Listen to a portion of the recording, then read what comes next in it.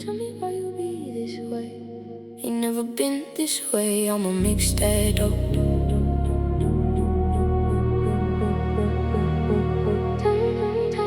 Tell me why you speak this way. I might bleed this way, but I can't lose hope.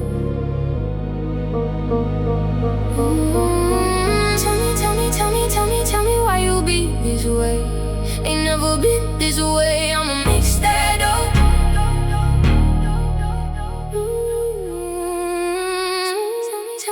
Tell me why you speak this way. I might bleed this way, but I can't lose hope.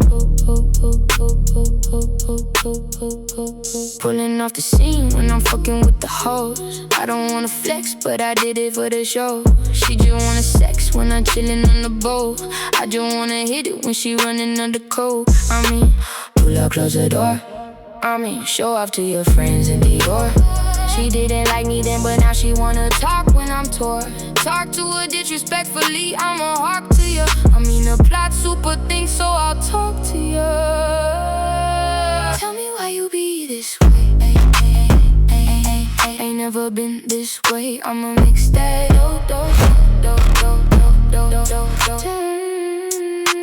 Tell me why you speak this way. I might bleed this way, but I can't lose hope. Tell me why you be this way. Ain't never been this way. I'ma mix that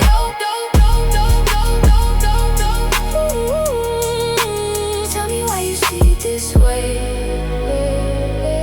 I might bleed this way, but I can't lose hope. Pop another Xan, I'ma lose my face. Pop whole bottle, I'ma lose her trust. She don't wanna talk, so I do what I must. Lost my whole life from the middle to the end. They called it home, but it never felt safe. I learned how to hide every tear on my face. Too young to understand why love came with pain. And strangers came and packed my life in a bag with my name on it. I mean, shame on him. Made me yell at my people, pain on them. I was taken away when I was young, but I'm still right here. Built from broken homes and forgotten years. They try to make me feel weakened like I wasn't enough, but I turned everyone into a reason to get up. I was taken away when I was young, but I'm still right here. Built from broken homes and forgotten years. They try to make me feel weakened like I wasn't enough, but I turned everyone into a reason to get up.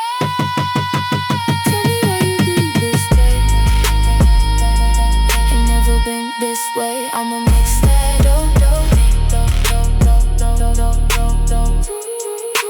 Tell me why you speak this way.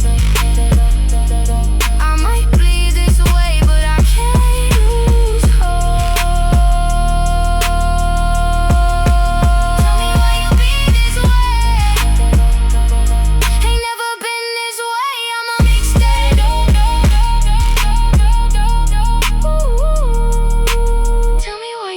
this way. I might bleed this way, but I can't lose hope.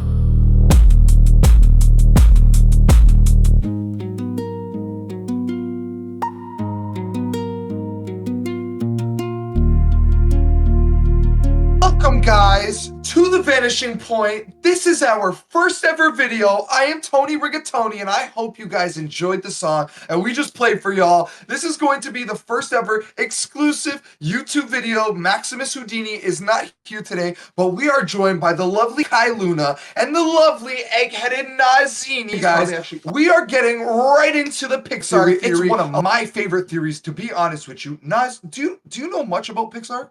I don't. I know the movies from when I was a kid. That's about it. Okay. Are you able to like name at least like 3 Pixar movies? Toy Story. Okay. Toy Story. I thought Ice Age was one, but I was corrected. Nope. Oh crap. Was it Toy Soldiers was one? Nope. Or Small Soldiers, I meant. Nope. That's a great. Small Soldiers is a great movie. Oh my god, that is going to have I to be love that something we get movie. into another. That's one of my favorite movies. Listen, that wolf looking guy is one of my favorite motherfuckers. Come on, I don't come on. think I can name two more. I Hey, listen, forgot. I know Kai Luna can definitely name 3 Pixar movies. Kai Luna, name me 3 Pixar movies, please. Monsters Inc. Yep, yep, Wally, yep, and Brave. yep. Brave. We got okay. So a little bit. We got Brave. We got Nemo. We got Monsters Inc. We got Wally. We got Good Boy. We have Leo. There's the one I'm pretty sure it's called Leo. It's the one where he turns into like a frog type creature of some sort. Listen here, guys. What I need you all to do is if you guys like this content and you like the longer stuff, you got to follow us on the link that we showed before. This is not coming from just, the sexy bald motherfucker right here. Okay. But the Don of the Rigatonis. Okay. You need to get into this Discord or you're just going to be kaput. Okay. This is your one and only chance. Act now. Hey brother! Ben, way back in 2012, we made a video called The Pixar Theory, and it would change our lives and this channel forever. Since then, anytime a new Pixar movie has come out, we've made a full video explaining how it fits into the greater Pixar universe. But it's been 6 years since then, and it's getting a little hard to keep track of everything. So today, we're simplifying things and making a new, updated Pixar theory, covering everything from Toy Story through The Incredibles 2. This is that the was Pixar another one. Theory. I love this. Now, if you love Pixar movies as much as we do, you know that Pixar loves to leave Easter eggs in each of their movies as little nods to their other projects. But what if they weren't just little nods? What if instead they were clues? Clues that every movie actually takes place in the same universe. Wait, so this is the Pixar Basically, theory? with the Pixar theory, Nazz, you can basically see how many movies are put into the Pixar theory. It's fucking crazy to me.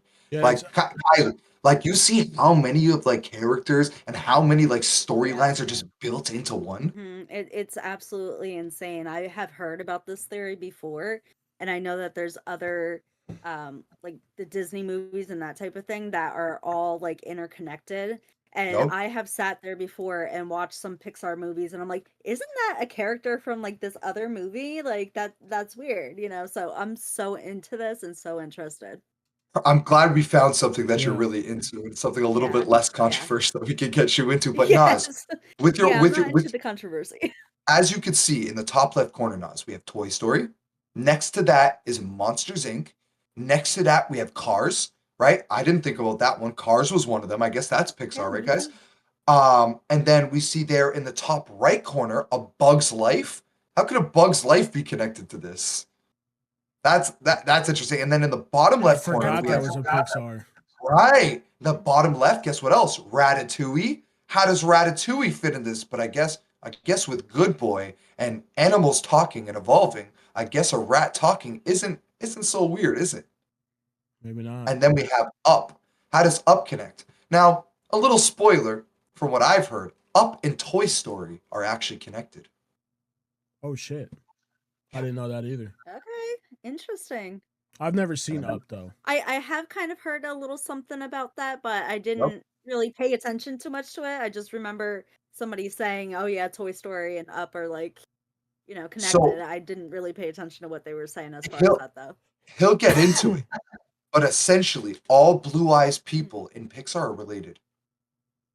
Oh Because there's wow. not very many blue-eyed people. Okay. If you think about how many people are actually blue-eyed in Pixar, there's not a whole lot of them, and they're all related It's somewhere on the true. family tree. And guess what? They're all separated by like 20 years, 40 years, 100 years. It's like going to Brave, then going to Cars, like seeing one of the Cars have blue eyes. Then, oh, that's another theory that we're going to get into is that the Cars are actually humans and that they evolved into humans because the Earth was so toxic that they couldn't survive anymore that they had to build them into machines.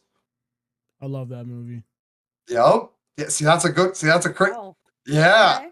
All right, let's get into the video, Nazz. Good movie. As ever, I want to point out up front that we did not invent the Pixar theory. It was introduced to the world by a man named John Negroni, who has even written a book about it now. And since then, of course, the internet has gone crazy with it, and there are tons of different versions and interpretations of the Pixar out there. But what you're going to hear today is simply our version, what we have come to accept as canon for the Pixar universe here at Super Carlin Brothers. Let's begin. Now, it is a lot to cover, so we're going to go about it in two ways. First, we're going to tell the entire story of the Pixar theory, and then we're going to talk about how it works and get to the bottom of why it even exists. Now, the movies don't come out in chronological order. We have to figure that out after the fact, but the first one's pretty easy. It happens way back in time, prehistoric times, with The Good Dinosaur, which immediately offers us an explanation for why the Pixar universe, which is so similar to our very own, is just ever so slightly different. And it's right here when the asteroid that should have wiped out the dinosaurs misses. And as a result, the dinosaurs don't go extinct. We can see some primitive looking dinosaurs see the asteroid miss right here, but then millions of years pass. And we're introduced to a bunch of characters who have evolved out of that primitive state and have started developing things like agriculture and ranching. But as we will soon learn in Brave, the dinosaurs don't have a witch to help them change their fate, and so fate eventually catches up with them in the form of crazy, crazy weather, which wipes them all out. And when the story starts, you can see it's already been happening for a while. I mean, Arlo goes on this grand journey, but he really doesn't run into that many characters. I mean, life is pretty scarce. Wait, so that makes so much more sense. Because the asteroid missed it, Nazz, that like they started evolving into different creatures that could talk. Herd is so valuable, it's under constant threat of theft by raptors. Even the pet collector, a Strachiosaurus, which typically travels in herds, is now all alone and obviously quite terrified. Cause it's terrifying out here. Meanwhile, though, even the smallest of humans is doing well surviving the storms, proving their intelligence and resourcefulness early on. But what the Good Dinosaur really helps us establish here is that if you're the kind of animal that can survive for millions of years without human intervention, like, I don't know, rats or pelicans or anything underwater, you are probably going to develop some kind of intelligence in the Pixar universe. But that's not the only way you might gain intelligence. You also might be a human who was turned into a giant bear, like in our next movie, Brave. This takes place centuries and centuries later in medieval Scotland, where a young princess is trying to change her fate by not getting married. I'll be shooting for my own hand. Which leads her to follow a path of will-o-wisps into the forest, where she meets a very interesting character indeed. A witch.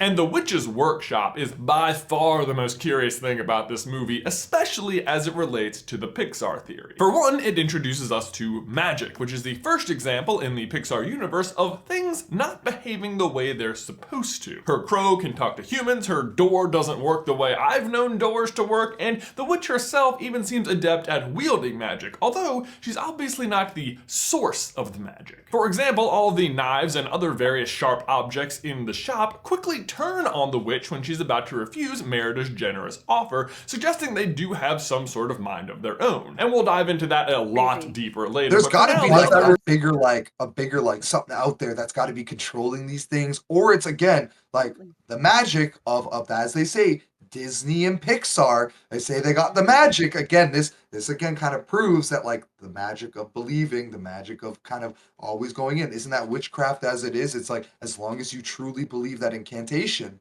that it usually most of the time will happen. It's like manifestation. I believe, I believe, I believe. It's most of the time it's gonna happen. I go on you about that a lot of the time, Nazz. It's like you manifest stress. What usually happens? Stress. You manifest good energy. Good energy starts to come, right? Kieluna, give us a little something. What are you thinking about this? Guys see you like, wait, that's kind of cool. I just find it fascinating how like everything in Pixar and even Disney movies, like everything has some sort of power behind it and like their own mind behind it. So it's very interesting. Yeah. Yeah. I kind of agree with that. And the fact that I'm finding all this out so many years later, being 40, these were movies from when I was a kid. Yeah. Yeah. We don't need You know, even like it's notice mind these blowing. things as children. To change Yeah. someone's fate. That'll change my fate. And Merida even gives a pretty good description of how fate works. Some say our destiny is tied to the land, as much a part of us as we are of it. Others say fate is woven together like a cloth, so that one's destiny intertwines with many others. It's the one thing we search for, or fight to change. Some never find it, but there are some who are led. Hey Now, guys, as it relates Tony here. Listen, y'all know me. I'm just gonna take you away from your video for a quick second. If you guys didn't know, we are on Beam. And if you guys like longer extended content and you guys like to watch things and just enjoy yourselves and you guys want to come hang out, number one, we have the Discord. If you guys put in discord.gg/The Vanishing Point, you guys will be able to join the Discord and be able to hang out with me, Nazz, Maximus Houdini, and Kieluna. But if you guys may not be a very social person, but you guys want to watch long extended content of what we do, please check us out on Beam. What is it again? Beam. That's what we're gonna have to cut. Brave, Merida is just offering us a little bit of foreshadowing about herself. But as it relates to the greater Pixar theory, it is actually giving us a very interesting clue about the witch. So just bear that in mind as we move forward. But so far we've established that humans and animals are both capable of intelligence. But as we get to our next movie, we'll introduce the third player to the game. The machines. And the power struggle between these three groups, animals, humans, and machines, will pretty much define the middle section of the theory. Nazz, you have never seen The Incredibles? I haven't. I haven't either. Kieluna, you never seen The Incredibles? I don't think so. If I did, it was like super long ago. Nazz, you... Okay, rundown basically from what I remember. You got Mr. Frozo. You know what I mean? Guy comes in, he steps down, ice goes beneath his feet, he's surfing, he's turfing, he's going up, he's going down, you know what I mean? And you got Mr. Incredible, right? Mr. Incredible is the guy of all guys, right? And then there's this little short piece of work, right? And then she's always trying to get on him, trying to expose who the superheroes are. But she doesn't realize, right? But from my memory, she starts making all the suits, and she's always trying to figure out who Mr. Incredible was, right? And then all of a sudden, she turns on him and starts making all these evil devices and tries taking him down. Like, what the heck? Sounds like I enjoy it. Bro, we gotta watch it. We gotta watch I it. think I have seen it. Okay, people. I think I did see it. Yeah. Down below, please tell us if you guys have seen The Incredibles, because like, how has Nazz never seen The Incredibles? For the animals, their ship sailed with the dinosaurs. They are never really going to rise back up. For now, let's focus on the introduction of the machines, which happens in The Incredibles, taking place somewhere in the 1950s or 60s. Here we are introduced to the supers, the peak of human existence, who live in a world of constant crime and danger, and who do their best to fight it until one day, they're outlawed. But not before Mr. Incredible, the very best of all of them, offends his biggest fan, Buddy Pine, aka Syndrome. He does not take it well and spends the rest of his life. Bring it back over to us. Okay. Now, I don't know if you've seen that little boy or not. Okay, people can go a little bit back to go see that. Okay, you guys got to go back about 10 seconds. Okay, that boy looks like the guy from Megamind. I don't know if you guys ever seen Megamind. That's what I was thinking, and I was like, wait a minute. And now again, another theory that ties it all together. He's definitely the guy from Megamind. Go back. Us.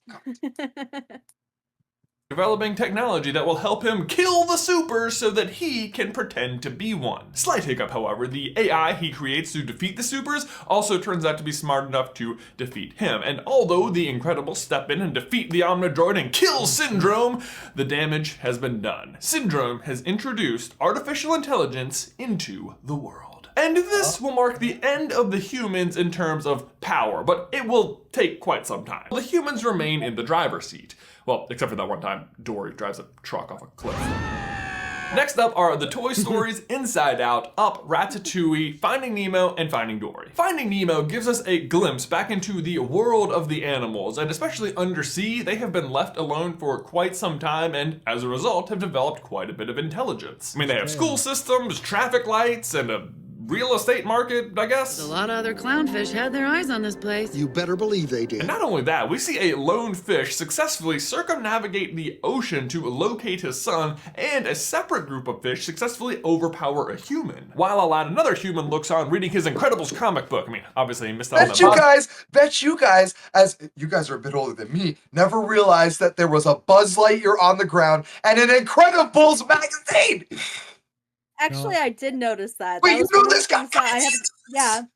That's one of the things that I have gone back and noticed before, and I was like, wait a second, you know, like it's yeah. Finding Nemo is like one of my favorite Pixar movies, so Yes. like yeah, Yes. yeah. So I don't know if you know, there's a short film. There's a short film about Nemo, and it ends up telling you that I'm pretty sure. And when we do another episode, and if you guys love this episode, hit us with a like, hit us with a sub, let us know in the comments that you guys like this type of stuff. You know what I mean? But there's one more updated, and from the short film, it tells us exactly where Nemo's from, and then we're able to put that and kind of connect each place. So one of the things is that Woody was made in Australia. We find that out, I think, in the second or third movie when the crazy collector ends up trying to steal Woody. We end up finding that his box was shipped from Australia. And now in the movies in Nemo, he's from Australia, we find out. And so again, they're all similar, connected, all around each other. Remy the rat in Ratatouille becomes the greatest chef in the world, which is pretty significant because up until that point, cooking was exclusively a human activity. Although to be fair, Remy is sort of the exception to the rule. His father sees humans as the enemy and even names them as such, and he's not wrong. Eventually that's going to be very true. But the information about Remy being a spectacular chef, while mostly kept secret from the public, is known by 4 people at the end of the movie. Colette, Linguini, Anton, and Chef Skinner, who promptly blabs to the press about it. And while most people are obviously grossed out by the rats in the kitchen, a clever person may have noticed that it coincided with renowned critics Anton Ego's stunningly wonderful review of Gusteau's and put 2 and 2 together. So, do we ever see anyone else being served food by animals? Epsilon is the finest chef I've ever had. Ah, Charles Muntz, the man literally waging war on animals in the Pixar universe, or maybe just a single animal to be more specific. A prehistoric animal, I might add, which per the Pixar theory you'd expect to be extremely intelligent, and indeed, Kevin is, successfully evading capture for 70 plus years. And Kevin's not just evading anyone, she's evading Charles Muntz, a guy clever enough to realize the potential of his dogs and invent collars that let them talk to him. And again, this totally fits. Animals like fish or rats or Kevins have gone largely ignored by humans and as such have developed intelligence naturally, whereas dogs like Buster we see in Toy Story have not. But Muntz has found the bridge between the two groups and as a result has like hyper intelligent dogs capable of, as we said, cooking food or I don't know, piloting planes. Man, Up is a weird movie sometimes. I guess mostly I don't notice it because I'm watching the movie through so many tears. But Up does introduce some other important aspects of the Pixar theory. Most importantly, BNL, the faceless face of the machines. Let me explain. BNL, aka By and Large, is the company at the beginning of the movie forcing Carl to move out of his house. They are the faceless brand, that's the word I was looking for, of the machines on their rise to power. Yes, for now they have physical humans working for them, but I mean, do you think it's any coincidence that this guy looks like an agent from the Matrix? Coincidence? I think not! Exactly, Bernie, you get it! And BNL shows up a lot in Pixar movies, most notably in WALL-E, which we will get to, but also in some other places, like on the batteries of Buzz in Toy Story, which is not the only connection between Up and Toy Story. You can also see Lotso and the little girl from the daycare in this room right here. Buzz witnesses a grape soda commercial, which happens to have produced the badge Carl wears as the Ellie badge. And then, of course, there's the postcard on Andy's bulletin board from the mysterious Emma Jean, who I do not have time to get into right now, but if you want to see the whole video about her, please click the card. But let's pause on Toy Story for a second, because it's our first great example of how humans are used in the Pixar theory, which is to say, as batteries. How and why the toys are able to come to life and why they fear dying or being forgotten is an interesting question that's been around as long as Toy Story and which has only really gotten a good answer last year in Coco. But we'll get to that. For now, just know that humans are batteries and their energy is required for life in the Pixar universe. So wait, what you're telling me is this is the Pixar theory? Are, there is life. Where they are not, there is not. Basically, humans are used as energy sources, right? Essentially what he's saying. Does that remind you guys of a certain movie where they would send monsters into kids' bedrooms to scream? Monsters Inc. Nazz? That's what I was thinking. Monsters Inc. But I wasn't sure. Yeah. Yep. Conspiracy number one. Well, not number one, but This guy just said number one. This whole episode is a conspiracy, Nazz. Whole episode. All right. Let's get back into inorganic things like toys or machines or cars. But when it comes to animals, humans aren't always so great for life, and we see this at the beginning of Finding Dory. After Dory, Marlin, and Nemo arrive in California, they are immediately in the middle of a vast underwater junkyard full of all sorts of trash and shipping containers and a giant bioluminescent squid, which sadly isn't as relevant. It's super cool, but just not relevant. What is relevant is we start to see a glimpse of what is beginning to happen worldwide. Trash. And even though animals have been on the decline for a while, this is really where they start to drop off because trash is just not good for animal life. Well, unless maybe you're like, I don't know, rats or something, which hey, wouldn't you know, that's the very next movie in the Pixar timeline. It's like they're planning it. But we've already talked about rats. Let's talk about what happens when pollution gets out of control. This is the setup for WALL-E, that the tiny little city building battery company by and large has now become so big and so powerful, they have literally taken over the planet and polluted it so bad that humans have to leave while little WALL-E trash compacting robots clean up the mess. So the humans leave for some 700 years, all the animals are dead, and what is left? Cars. Now, you might be thinking, wait, Cars doesn't take place on Earth, right? It's obviously an alternate reality or something. Right? But no, it is definitely the same planet Earth the humans were on. For one, it has all the same places that our planet Earth has, and we get to visit a lot of them in Cars too. But so the question is, why are the cars coming to life? Why are their names so similar to people we know from our time? Why do they have their own timeline? Like if the Cars movies take place during the 700 years that the humans are gone, then how on earth do they have things like the 1950s? I mean, even if they started their own timeline, that's way too many years. Are they still artificial intelligence? Are they products of by and large?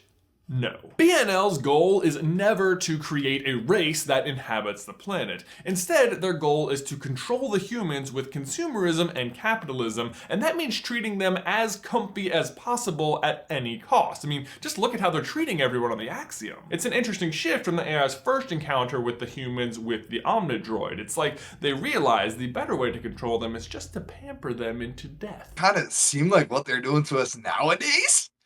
yes. That like we were using the AIs to help us, right? But Yeah. it seemed like the AI is now helping us instead of helping them create things. It's now helping us come up with answers and different things. Like me, I use AI every day of my life. This is what's crazy. I was never that type of person until Nazz. You showed me Suno. I started using AI and I was like, oh shoot, like this AI stuff really, really does like have an impact in our daily life. Mhm. Who would have known? AI cars, Yeah. AI robots Yeah. delivering food, Yeah. drones dropping off food.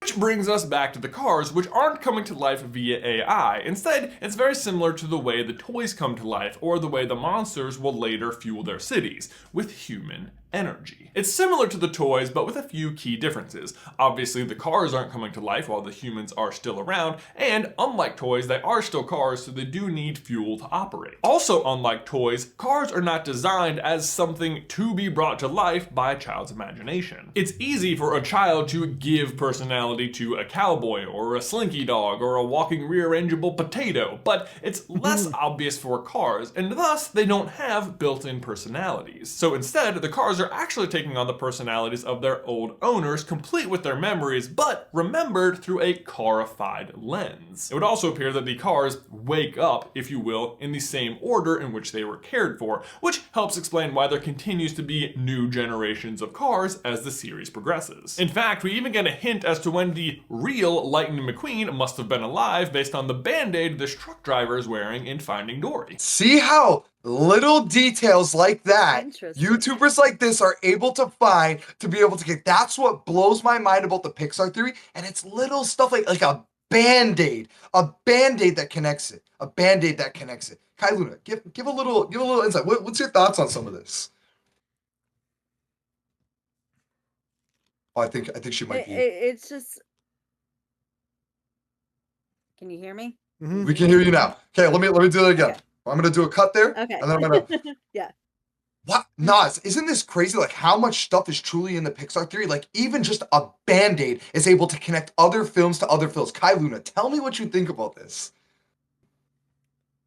It's just insane. Like I would have never put that connection together, or even thinking that the cars are coming to life, taking the personalities of their previous owners. Like that's just like insane. Like It's the mind-blowing. people of Pixar are just on a whole other level, and it's just fascinating the way that things tie in like this. Yeah. Wow. Nazz, give a little insight here. For one, this is blowing my mind right now. The Mm-hmm. just the amount of times that these people had to watch these to catch these.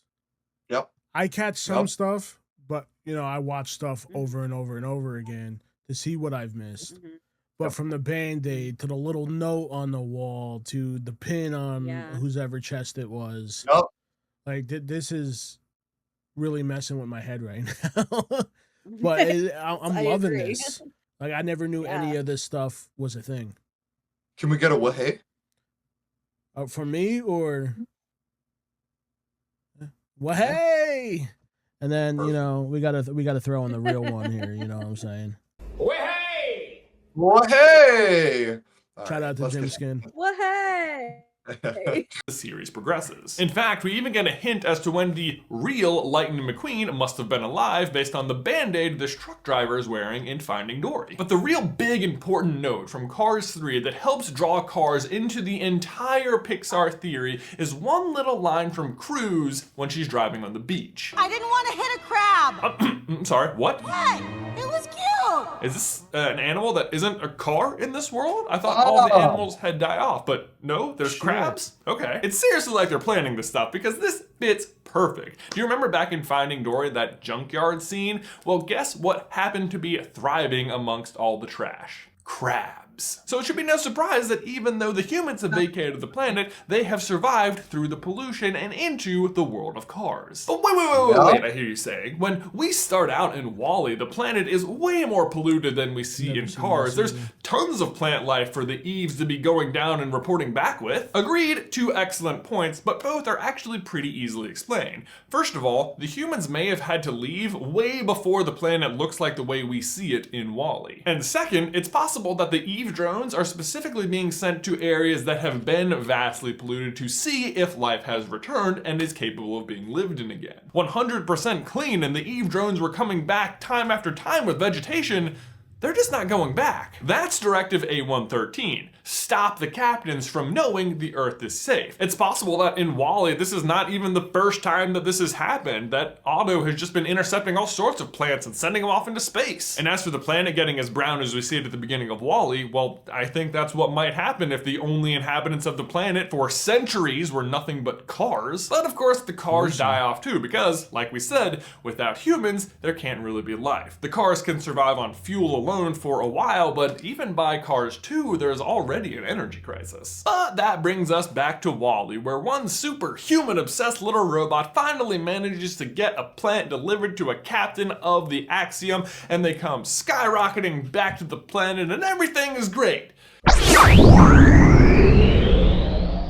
Spends most of the movie in this state as a memory that isn't forgotten, but one that is also never called upon. So instead, he's just allowed to roam freely throughout her mind. Until, of course, he falls victim to the memory dump. And so not so oddly, this exact phenomenon is the driving force behind the entire plot of Coco, which is why it should come as no surprise then that the city of the dead looks like a much grander version of the human mind. Because rather than looking at just the single mind of a little girl, now we're looking at the collective memory of the entire country of Mexico. But the rules are pretty much the same. Sure, once a year, if your family puts your picture on the ofrenda, you can cross back over and accept an offering from them. But either way, as long as a single person remembers you, as long as one memory orb of you exists somewhere in someone's mind, you are allowed to continue living in the land of the dead. But if you are completely forgotten, much like Bing Bong at the end of Inside Out, you then suffer the final death. And this is the point of the Pixar theory, to actively remember those who came before you, to look back as a guide to the future, because those who are not forgotten aren't really gone. And this theme permeates every Pixar franchise. I mean, Bob Parr is afraid that if people forget the old ways, then Mr. Incredible will truly die. His true self, then, will really die. In Toy Story, Wheezy is sick because Andy has forgotten him. In Ratatouille, Gusteau's memory is being tarnished and Remy is out to set it straight. Carl can't let Ellie's memory die and carries it around as literal baggage until he finally realizes that instead of remembering her, he needs to live the way she wanted him to live. Dory's whole character is about memory, and she shows us tragically how terrible forgetting can be. I mean, without the ability to remember, she could have swam right up to her parents and not even realized who they were. Arlo is controlled by guilt and memory of his father's death, and fears he'll never make him proud until his dad's ghost literally appears to him and says, "You're me and more." The Cars, on the other hand, as machines and not humans, are starkly not concerned with legacy. Both Lightning and Doc Hudson both scoff at it. But then there's the adorable little Wally, also a machine, but one who actively cares about remembering humans, and as such, what happens to grow right next to him? A little plant. And remember the brown earth? Well, another explanation might be that all of humanity has literally forgotten Earth. Even the captain has to ask the ship to look up what Earth is. But once he starts to remember, well... And finally, this brings us all the way back to where we started. Brave, inside a little witch's hut where the most important memory of them all lives. An image that has no business existing in medieval Scotland and yet is there all the same. It is a carving of none other than Sully. Because this is not just some random witch. This old lady is Boo. Oh, you need more proof? Well, for one, she's obsessed with bears, which Sully himself kind of resembles, and it might be how you remember him if you only ever saw him as a little girl. Two, she has a carving of the Pizza Planet truck right here, and that's like, what? Cars don't even exist yet. How would she even know what that is if she's not actually from the future? And three... Look at the guy. Look, open it up. Yeah, Kai Luna. Yep. Yep. Bet you never realized that, huh? Why the hell she got a car over there? I had heard the theory about her being Boo. And I completely agree with that one. That's like undeniable. Yeah. I never noticed the car though, and didn't like put two and two together with that.